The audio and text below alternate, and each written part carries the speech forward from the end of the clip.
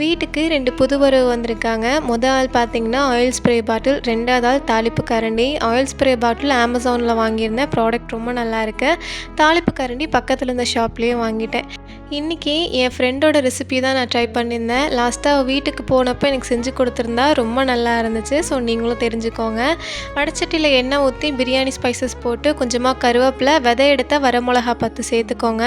அதுக்கப்புறம் பெரிய வெங்காயம் இந்த ஷேப்பில் கட் பண்ணி போட்டால் தான் நல்லாயிருக்கும்னா, கொஞ்சம் கம்பி கட்டுற கதையாக இருந்தாலும் நான் நம்பிட்டேன். ஸோ நீங்களும் நம்பிடுங்க.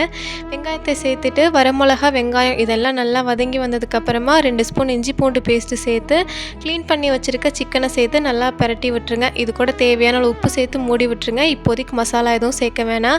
சிக்கனில் நல்லா தண்ணி பிரிஞ்சு வந்ததுக்கப்புறமா 2 தக்காளியை நறுக்கி சேர்த்து ஒரு 20 நிமிஷம் வேக விடுங்க. சிக்கன் நல்லா வெந்ததுக்கப்புறமா லாஸ்ட்டாக காஷ்மீர் சில்லி பவுடர் சேர்த்து ஒரு 10 நிமிஷம் பரட்டி விட்டு இறக்குனிங்கன்னா சூப்பரான சிக்கன் தொக்கு ரெடி. ட்ரை பண்ணி பாருங்கள். ரொம்ப நல்லா இருந்துச்சு.